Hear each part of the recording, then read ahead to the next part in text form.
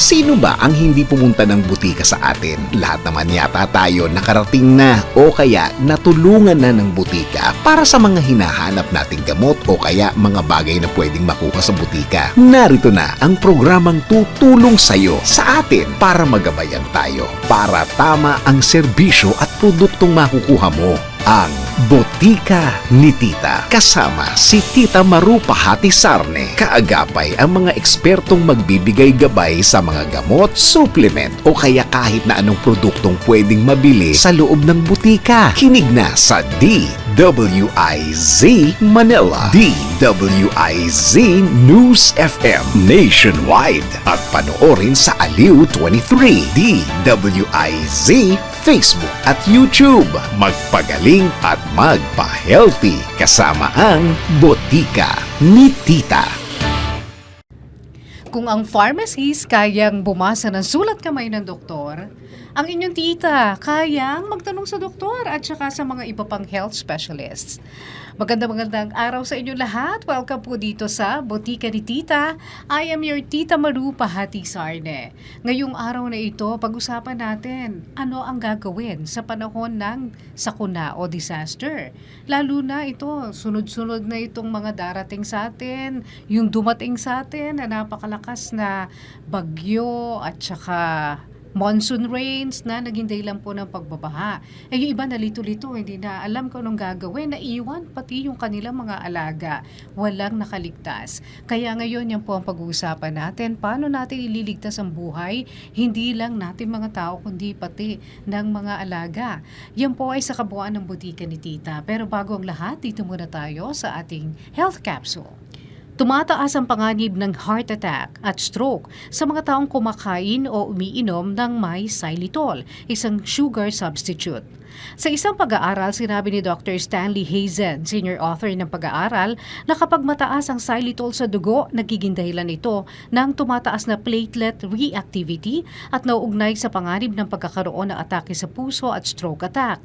Ang xylitol ay isang uri ng sugar alcohol na natatagpuan sa karamihan sa mga candy at dessert na may label na keto-friendly o diabetes-friendly, sugar-free o calorie-free. Hindi ito ang artificial sweetener na nakapakete kung hindi ito ay isang additive na ginagamit sa food manufacturing.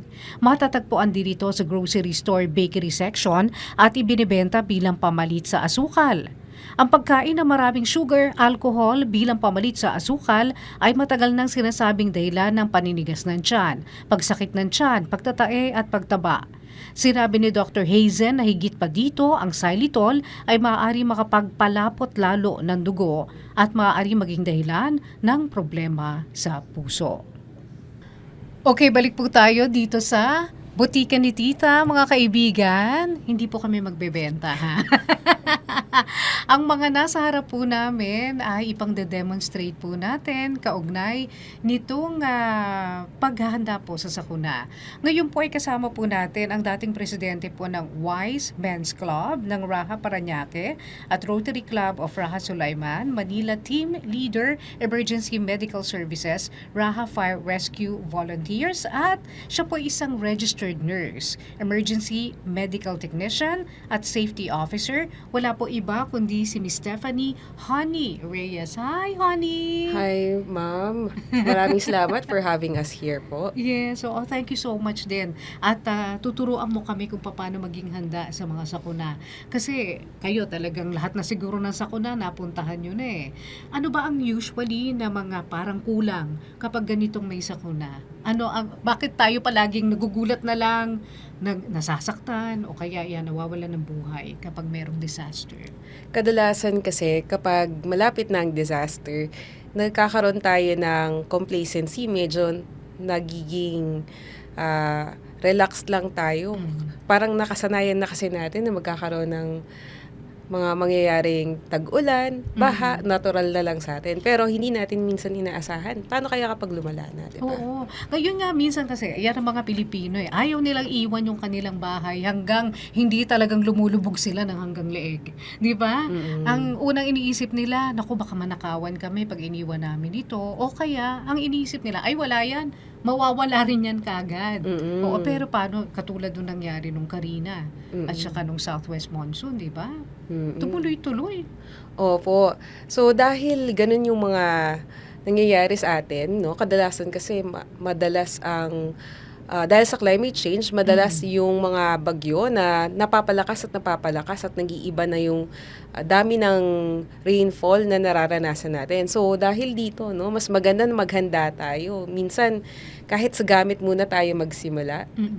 At saka alamin natin yung history ng ating local community o barangay, no? Kung ano ba yung mga hazards na meron tayo dito. Kagaya ng kung bahain bang inyong lugar, lalo na kung kayo ay taga-Espanya, kagaya sa amin sa UST, Saraha. Ayan. So, kapag ganun, alamin nyo muna kung ano yung mga hazards sa inyong lugar.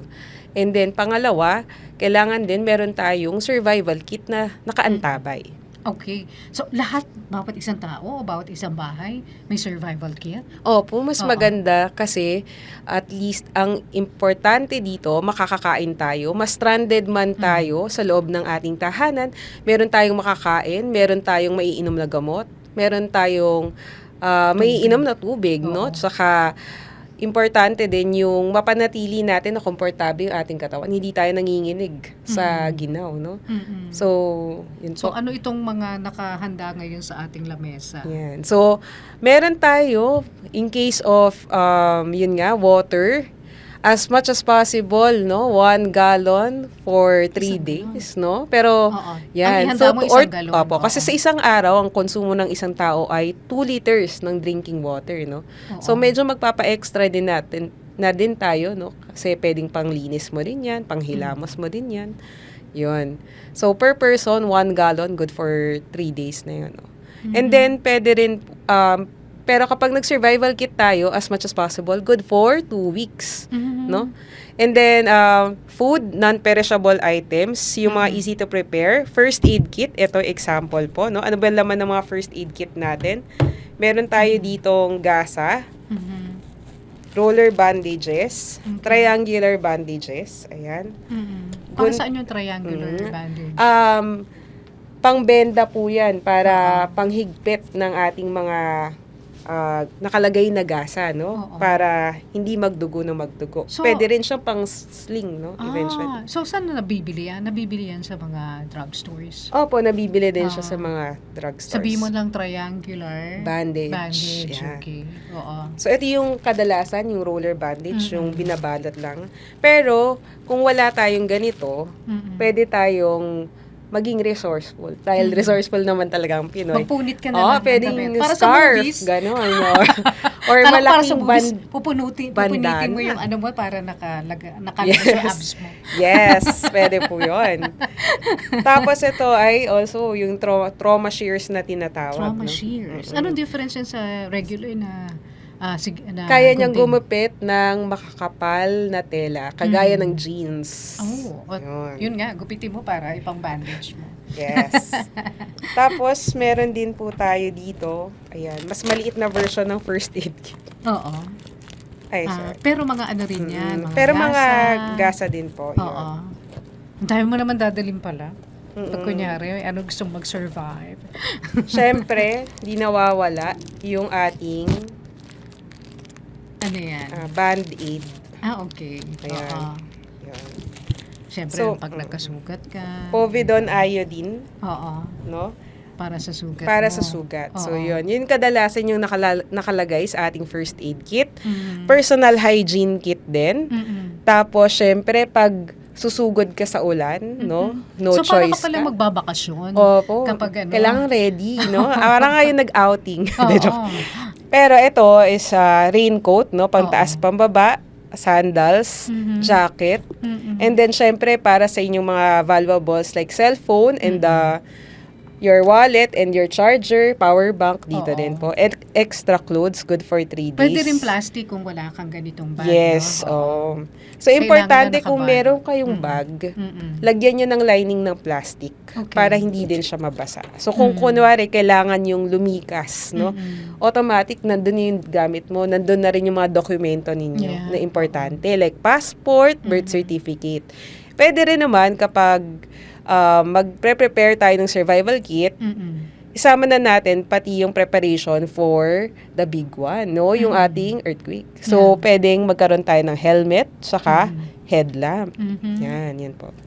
Okay. Ano naman ito? Ba't may guantes ka na? Pang kuryente to Di ba? Pag nagfi-fix ka ng... Yes, yung gloves po nito, kuryente. important din po na meron. Kasi kapag may baha, no, kadalasan, minsan kumakapit kayo sa mga lubid para ma-rescue kayo. Okay. Para Okay, hindi ka o kaya masugatan. para hindi din kayo madulas pag bababa kayo. Ganun po. Okay. Ano naman itong charger? Charger, yan. Siyempre. Sa Siyempre, cellphone kailangan mo. din po sa natin yan Oo. para sa ating communication. Mm-mm. So, Flashlight. yes, flashlight, importante din at radyo, no? Lalong-lalo Ito, na yung handheld? battery-operated radio. Ito po, handheld radio, maganda din po siya kapag nagkakaroon kayo ng disaster risk reduction management team sa inyong community. Pwedeng barangay, sa school, or sa trabaho. Yun ang advantage nito. Sa family pwede rin, ano? Sa family, maganda din Oo, po. kasi kung mawalan ng serbisyo yung cellphone mo, Yes, o mamatay, di ba? Mm-mm. So, at least meron kayong radyo, pwede kayong mag-usap-usap, magkahiwa-hiwalay man kayo. Yes po. Tapos ito, may mga pamalit ng damit. Ito, Yes. socks. So, kailangan may... T-shirt, under. Pang ilang araw yung pamalit mo. Pwedeng good for 3 days, Okay. pwedeng good for 2 weeks, no? Mas maganda yung mga damit na prepare natin, mga lightweight na damit para kapag mabasa man, mabilis matuyo. Okay, oo. Tapos may jacket pa. Yes, Oh, may sorry. jacket Oo. din po. Okay. So, ano pa itong mga ibang nandito? Shorts, ayan. Yan, Oo, mga pamalit kasi. Tapos, ano itong gadget na yan? Ito po, headlamp po ang tawag dito. Headlamp. Okay. So, kapalit siya ng flashlight kasi ang advantage naman dito, pwedeng ilagay mo sa mismong ulo mo or doon sa ating helmet, Saan mo no? ba nabibili to helmet na to? Ang ganda. Hindi to pang motorsiklo, no? Hindi po. Pang-rescue po. Pwede po yung talaga. pang-rescue. Meron ba talagang tindahan na yung lahat ng mga pang-rescue na yan, doon mo na mabibili lahat? Para hindi Opo, yung meron kung naman saan po. ka pumipili pa. Meron Oo. naman po. Kaso kadalasan po, medyo mas makakapili po kayo kapag sa online shopping talaga. Basta tandaan mo lang itong mga Yes po. kinakailangan mo. Helmet, mga pamalit na damit na lightweight lamang, Yes yung mga madaling matuyo. Itong guantes na ito, para paniguro lang kung kayo'y kakapit sa lubid, or ito rin, anti-electricity nga rin to di ba? Yes, Kasi may para hindi rubber. makuryente. Oo, para hindi kayo makuryente. Kung kailangang bunutin nyo kasi makuryente nyo, nabasa na sila. Tapos, yan, kapote, syempre, di ba? Yes. Para protection mula sa ulan, and yung mga personal hygiene na ano nyo po, lalagyan, at yung kits nyo po dyan, huwag nyo kakalimutan yung inyong mga gamot din. Diba? Kailangan meron din kayong bag na nandun lahat ng mga gamot nyo. Yes. Nakalagay din kung anong oras nyo iinumin, ano yung gamot, ano yung dosage. In case na maubusan din kayo ng gamot, kailangan may prescription. No? Lalong-lalo na kung hindi siya over-the-counter medication. Lalong-lalo na sa mga taong may mga sakit, no? May maintenance na tinatawag. Kailangan meron tayong nakareserva po dyan. And especially, extra cash. Pero tatandaan nyo po, pag moments ng disaster, hindi po pwedeng malaki ang ating denomination ng pera. Medyo Kailangan barya-barya, barya. oo. Kasi kapag malaki po yung ginamit po natin, mahirap po magpabarya. No? Totoo. Baka mamaya, Mamura wala ka ka pa. ng sukli.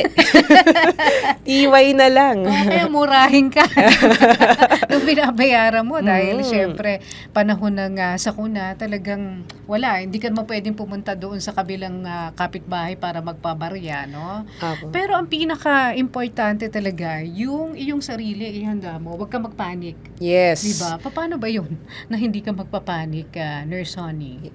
Yan. Napakagandang tanong yan. Para hindi tayo magpanik, ang kailangan natin ay magplano. At part ng ating pagpaplano, sisimulan muna natin lagi yan sa ating pamilya. Kasi kapag nagkaroon ng sakuna, ang laging sumasagi sa isip natin, ano kaya nangyari sa anak or ama or kapatid, 'di ba? Or asawa. So, ang kailangan nating paghandaan, no, ay ang tinatawag natin na family disaster plan na pwede nating i-communicate sa kanila. Kung saan, pwede niyong tanungin ng isa't isa, saan kaya tayo maaaring mag-evacuate? Ano yung mga contact numbers ng ating opisina or kanilang opisina? No? Kadalasan ganun po. No? And then, kung sakali po na automatically, kagaya nitong nangyaring Karina, no? Kapag sinabi na po ng ating lokal na pamahalaan or barangay na lumikas na po tayo kaagad at may preemptive evacuation, wag na po tayo magpatumpik-tumpik. Baka po kasi pag umabot na po ng second floor or nasa first floor, tsaka pa lang po tayo magpaparescue. Medyo mahirap din po yung ganun, no? Okay, paano naman kung kunyari sa panahon ng disaster o sakuna, yun nga, hindi ka lang nagpanik kundi inatake ka pa sa puso sa sobrang takot mo, lalo na kung meron ka ng dati ng sakit sa puso. Ano ang pwede mong gawin para mailigtas ang isang biglang inatake sa baha pa? So, ang una natin kailangan alamin, no? Paano ba natin malalaman na inaatake siya sa puso? So, kadalasan, ang number one complaint nila ay pananikip ng dibdib, no? Minsan sinasabi nila parang may nakadagan na pison o kaya elepante. Pero hindi naman natin na-experience yung ganun, no? Hindi na tayo mabubuhay pag ganun. So, minsan naman kumakalat sa kaliwang braso or balikat, no? Hanggang sa kamay, kaliwang kamay. Kadalasan din naman kapag may diabetes din siya, maaring masakit lang yung likod, no? Upper back. Sometimes din pati yung batok, no? And minsan nagkakaroon din ng namamawis yung buong katawan. Merong instance na isa lang yung symptom niya, namamawis yung katawan tapos parang hindi mapakali, chest discomfort, ganun. So yung pala inaatake na siya sa puso. So iba-ibang sintomas kada tao, pero kadalasan ganun yung mga nararanasan po nila. So kapag ganun ang gagawin natin, pauupuin niyo po muna siya. And hayaan po natin siyang maging kalmado. At tanungin natin sa kanya, ano ba ang iniinom mong gamot? Kung meron ba siyang gamot na nilalagay sa ilalim ng dila, yung binababad, no? Na nitroglycerin. So for example, nilagay sa ilalim ng dila, ibababad mo siya sa loob ng 15 minuto, oorasan natin yan. After the first 15 minutes, hindi pa rin nawala, no, yung sakit. Yung pananakit ng dibdib. Okay, second time. I-time mo ulit ng another 15 minutes. Pag hindi pa rin nawala, isa pa. Babad sa ilalim ng dila. Pero mag-ready na kayo kasi kapag pangatlong beses hindi pa rin to nawala, automatically, no, pwede na po natin siyang isugod sa ospital na pinakamalapit. Okay. Paano kung wala siya ng nitroglycerin? Kung hindi siya umiinom noon? Pag ganun po talaga ang kailangan nating gawin, i-transport kagad natin siya sa pinakamalapit na ospital. Okay. So, hindi po pwedeng mag-delay tayo dito. Kasi kapag nag-delay tayo dito, yung kanyang puso, no, ay dahan-dahan na hindi makakatanggap ng oxygenated na dugo o dugo na may oxygen. So, maaaring dahan-dahan pong mamatay yung puso niya, no? Okay. Oo. So, pag namatay yung puso, pag uminto na yung tibok niyan, ibig sabihin ba patay na yung pasyente? O may pag-asa pa siya na ma-revive? So, kadalasan po sa loob ng 10 minuto pababa, no, pwedeng magkaroon naman ng sa utak na brain Magkakaroon ng brain damage. brain damage, pero Kasi, probable lang po, posible lang po. Pero kasi huminto na yung, yung daloy ng dugo. oxygen. Pero kung sakali po na mahigit 10 minuto, maaari na po talagang dito na ma-revive man natin ang pasyente, meron na talaga siyang brain damage, no? So, napapansin natin kapag naglakad sila, kakaiba nila lakad nila or hindi na nila maituwid ang kanilang or maitayo yung kanilang katawan, ganun po kadalasan. Okay. Pero meron pang isang pamamaraan nga, yung pagsi-CPR. Mamaya pag-usapan po natin yan. Kasama natin si Nurse Honey Reyes dito po sa Botika ni Tita. Para sulit sa gastos at sa kalidad na katulad ng branded, kapag may reseta ang doktor, piliin ang Rhea Generics. Hindi po pare-pareho ang mga generics. Nakipag-partner ang Rhea Generics sa mga malalaking pharmaceutical company sa mundo para gumawa ng mga world-class na mga gamot sa parehong pasilidad at bansa kung saan din mismo ginagawa ang kanilang mga kilalang branded medicines. Kaya, pareho ang bisa at kalidad pero sa abot kayang halaga. Ang Rhea Generics po ay gawa ng Pfizer, Viatris, Sanofi, GSK, Otsuka, Merck, Fresenius Kabi, AstraZeneca, OEP Philippines, Lundbeck at Boehringer Ingelheim. Magpakonsulta at kapag may reseta ang doktor, piliin ang Rhea Generics. Dalhin lang po ang mga reseta sa Mercury Drug. Rhea Generics, tunay na world-class ang kalidad sa abot-kayang halaga. If symptoms persist, consult your doctor. Okay, balik po tayo dito sa Botika ni Tita. I am your Tita Maru Pahati Sarne. Ngayon naman pag-usapan po natin ang tungkol sa CPR. Kanina napag-usapan natin with Nurse Honey Reyes yung tungkol sa pag-a-apply ng CPR kapag ang isang tao po ay inatake sa puso, yung kapag talagang wala na siyang malay. Pero, syempre, mas maganda ma-demonstrate yan sa atin at maipaliwanag ng kasalukuyang pong club president ng Rotaract Club of Raha Sulaiman Volunteers at team leader din po ng Emergency Medical Services Raha Fire Rescue Volunteers Incorporated. Siya po isang medical technology student ng CEU. Wala po iba kundi si John Peñada. Hi, John! Hello po, Tita. It's nice having you here po. Yes, oo. And we are very thankful na ngayon ay tutulungan mo kaming matuto ng CPR. Una-una, ano ba ang CPR? Ang CPR po, de-define ko po muna siya. Ang CPR po is short for cardiopulmonary resuscitation. So, kung hihimayin po natin yung word na yon, cardio, meaning puso, pulmonary, baga, resuscitation naman po ay pagbalik natin o pag-revive ulit. So, pag pinagsama po natin, cardiopulmonary resuscitation, ibig sabihin po nun, binabalik po natin o binubuhay po ulit natin ang puso at ang baga para balik na po sa normal function ng balik na po sila sa normal function. Okay, oo. Pero, kailangan matiyak mo muna na talagang hindi humihinga yung pasyente o walang tibok yung puso niya. Apo. Hindi pwede i-CPR na humihinga pa siya. Apo. O, kasi baka masampal ka. Hoy, ba't mo ako inahawakan dyan? Tulog lang po. Baka tulog lang po. Pero paano malalaman kung wala talagang pulso o walang hininga yung pasyente? Paano chine-check yan? Kapag sa atin po, kapag nakikita po natin sa kalsada, pag may bulagda na lang po, may nakahiga na lang po sa kalsada, pwede po nating lapitan. Tignan po muna natin kung humihinga ba sila, kung umaangat, bumababa ba yung dibdib. Ngayon, kung napansin nyo parang medyo wala, pwede nating lapitan. Tatapikin natin yung balikat nila o yung braso nila.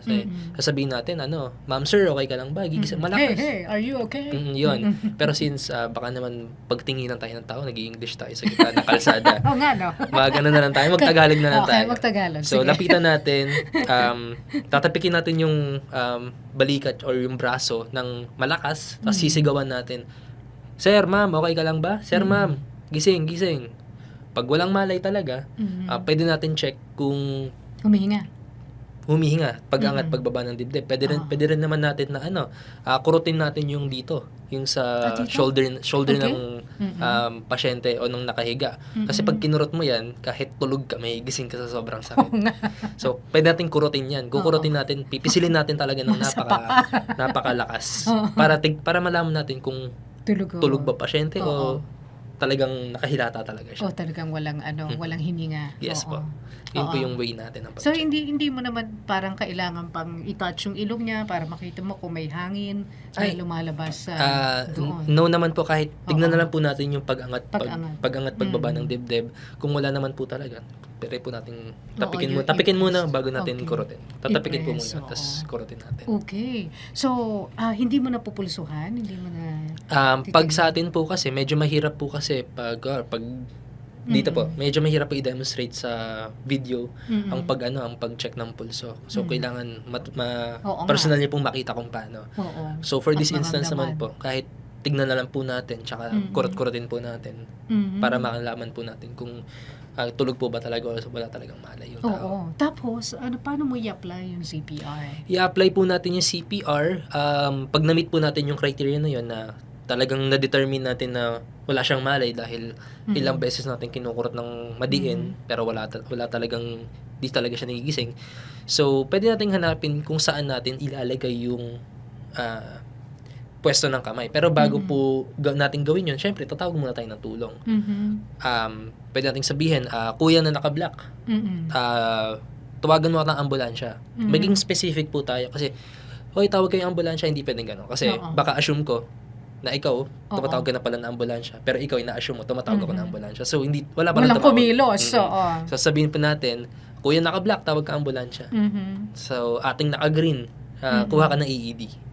Tapos balikan mo ako. AED is atrial... Automated external defibrillator po. Okay. It's something na isa-shock po yung puso para mabalik sa normal rhythm. Okay. Oo. So, paano ang pwesto ng kamay kapag ikaw ay mag-CPR? Sabi mo, hanapin yung... hanapin po natin yung pinakagitna. tamang pwesto ng ating pasyente. Sa this case po, hanapin po natin yung dulo ng dibdib sa baba. May parang mararamdaman po tayong parang arko sa baba ng dibdib sa gitna. Pag nalagay po natin yung daliri natin sa arko na to, bilang ka 2 daliri. Isa, 2. 2 daliri mula doon sa arko na yon, doon mapapatong yung kamay mo. Tapos ilalak mo yung daliri mo. Oo. Ilalak mo. Tapos Kailangan nakadiretso yung siko mo. Okay. Nakalak yung elbows. Tapos magpo-push down ka ng mabilis at madiin. Ang rate po natin is minimum 100 beats per minute. At kailangan yung heel nitong ano mo? Yung heel po, para yung pressure na mabibigay natin is diretso po pababa.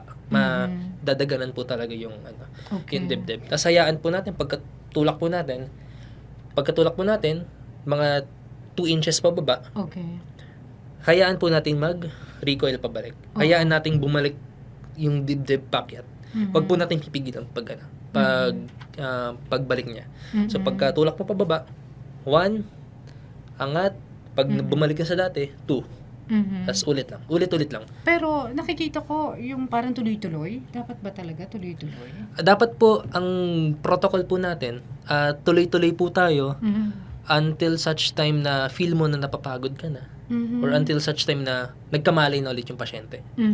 Or kapag may dumating na professional, may dumating si ambulansya, pag sinabing, okay, kami na bahala, sila na bahala. Sila na magte-take over. So, ayun lang naman po yung general idea kung paano gagawin po yung CPR. Pero i-demonstrate naman po mamaya. Oo nga. Pero kahit bata, kayang gumawa ng CPR, kayang gawin yung CPR. Actually po, sa ibang bansa, sa US, may nakita akong video na kung saan, sa UK pala, sorry, sa UK na kung saan yung emergency operator nila, tinuruan yung bata na i-CPR ang kanyang nanay na kasi wala talagang malay. So, tinuruan niya yung bata na mag-CPR talaga sa nanay niya. So, at na-revive yung... At na-revive pa talaga po. Wow! Kaya, lahat, kahit sino, pwede mag-perform ng CPR. So, wala yan sa bigat ng tao na para mas malalim yung kanyang pag-push. Actually, it's better na kung kaya mong makadiin talaga. Okay. Kasi the better na magagawa mo yung CPR, mas maganda yung output ng pasyente. So kung mas malakas ka, mas better. Pero hindi naman delikado na baka mabali yung rib. Actually, unwanted consequence na po yun. Parang sabihin na lang po natin na ano mas pipiliin mo. Mag-recover ka sa baling buto o hindi ka na talaga mabuhay.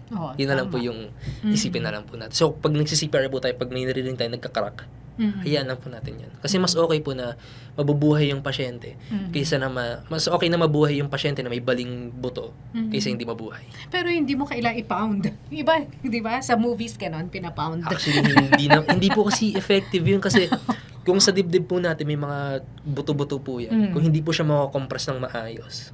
Kasi i-compress mo po yung dibdib para yung puso makompress niya. Kasi doon mo nire-restart pala. Doon mo po i-restart. Kailangan. So kung papaluin mo lang ganun, hindi naman siya malalim. So walang purpose. Bakit sa gitna? Sabi nila, di ba, ang heart natin medyo nakapaling sa left. Actually, anatomically speaking, ang puso po talaga natin is medyo nakagitna. Somewhat to the center. Okay. Oo. Yung, kumari, dito po yung puso. So, hindi pala nasa Medyo nakagitna po ng konti. Okay, kaya talagang dapat nasa gitna. Okay. At yung AED naman, ginagamit lang yan kung... Actually, ang AED po ginagamit, pinay po natin gamitin kasi may voice prompt naman po siya. Susundan lang po natin talaga yung sinasabi ng AED. do not touch the patient. Wag na tayo hawakan pasyente. Attach pads to patients. Attach mo yung pads. Kung meron, Kung yung meron. inyong lugar. Oo. Kung may- Pero kung wala, yan, CPR manual. Yes. Pero kayang ma-recover o maibalik yung buhay ng Yes. isang tao Apo. na nasawi. Ayan. Anyway, John Peñada, maraming salamat sa iyo. Napakalaking tulong yung itinuro mo ngayon at dinemonstrate para sa ating mga kababayan. At syempre, mamaya babalik po tayo para sa takeaway message ng grupo po ng Raha Volunteers at Wise Men dito po sa ating palatuntunang Botika ni Tita. Okay, balik po tayo dito sa Botika ni Tita. At ngayon ang kasama naman po natin ay ang presidente po ng Wise Men Raha Philippines, YMCA. Wala po iba kundi si Miss Marites Cabral D. Hi, Miss Tess D. Okay, nice to meet you again, Miss Maru. Yes, oo. At iba naman ngayon ang iyong adhikain ngayon. Oo. Oo, volunteerism naman. Yes, this Oo. time naman kasi, as part of Wise Men Raha Philippines, ang ating adhikain is Disaster Risk and Rescue Management. Mhm. In partnership with these groups, yung mga ating Rotaract volunteers. Mhm. So, ako'y natutuwa, kita mo, now we're working with younger people. Mga estudyante sila, pero nandun yung spirit of volunteerism nila. Yes, oo. Lalo na ngayon na may mga sakuna, no? Sino ba ang inaasahan natin na sasalba sa atin? Mga rescuers. At usually, volunteers pa yung mga yan. Hindi binabayaran. Totoo pero, yan. ayan, lumalangoy sa baha para tayo isalba. Pero mas maganda kung hindi na tayo isalba. Kasi alam na natin kung paano ililigtas yung ating sarili. Dahil hindi naman sila ganun karami, di ba? Para tulungan tayo. Oo, kaya nga nandito kami to create awareness. Mm-mm. Para alam natin kung anong gagawin in times of disaster. Mhm. Para kalma lang tayo. Yes. Para wag tayong mapraning. Mhm. Kasi katulad last week, biglang dumating, hindi natin inaasahan. Mhm. Sabi ko nga sa young people, yung disaster parang pimples. Mhm. Ayaw mo dumating, biglang lilitaw, at least alam mo kung anong gagawin mo. True. Pag oo. nauna yung kaba, lalong magkakagulo-gulo. Eh di ba nga yung isa daw nandoon sa sa barge.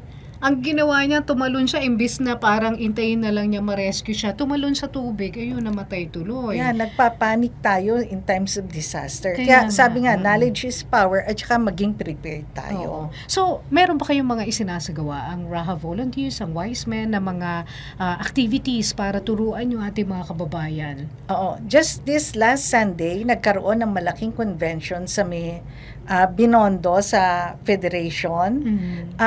Made up of volunteers from the LGUs, school, mga barangay natin, at saka different mga firemen natin. So, nagkaroon ng discussion. What to do, what to remember, and pati yung mga don'ts. Nagkaroon ng sharing. Ano ba nga dapat na tandaan natin sa panahon ng sakuna? Sa panahon ng sakuna, yun nga yung ating emergency bag. Tapos, kailangan may planning within the family. Tapos, kalma lang. Kasi minsan, we know all these things, kaya lang mas nagiging emotional tayo. So, doon nagsisimula ang problema. True, oo. Anyway, mga kaibigan, baka may mga gusto pa kayong malaman, pwede ba kayong kontakin sa Wise Men o sa Raha Volunteers? Okay po, lahat ng gustong kumontak, we have our Facebook page, yung One Raha, tsaka yung Wise Men Philippines.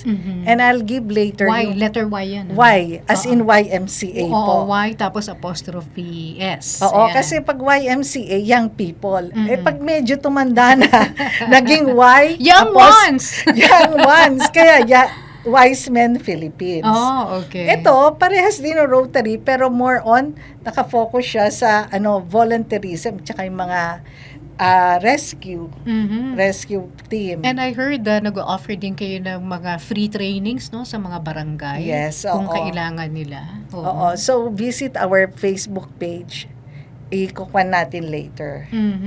Okay. At syempre, salamat sa mga volunteers natin. Raha Volunteers, Wise Men, Rotary Club. Oo, mga Rotary Clubs na patuloy na tumutulong. mula sa pagkakaroon ng sakuna hanggang sa matapos dahil Oo. kayo rin na nagbibigay ng mga pagkain, di ba? Oo. Tsaka iba pang mga tulong doon sa mga nasalanta. Oo, napag-usapan nga sa grupo kung last Wednesday, if you would remember, eksaktong Sanlinggo, rescue because of Karina ang pinagkakaabalahan ng grupo. Ngayon naman, nandito kami to impart knowledge para i-remind kayo kung anong gagawin. Kumbaga, nandun kami sa Kung sakali before, maulit. during, and after. Yes, oo. And we are very thankful. Salamat muli sa inyo at sa Salamat. lahat ng ating mga kagrupo, si Nurse Honey Reyes, si John. And sino pa yung mga kasama nyo, John? Calvin po. Calvin. Jessica. And Jessica. Thank you sa inyong lahat. At syempre si Miss Marites D. Thank you so much. Thank you, Miss Maru, for Yes. giving us the time. Yes, salamat sa inyo. At syempre, salamat din sa lahat ng ating mga kasamahan dito sa Botika ni Tita. Tandaan, basta tama ang reseta, dito lang po ha, sa Botika ni Tita. I am your Tita Maru, Pahati Sarne. Bye!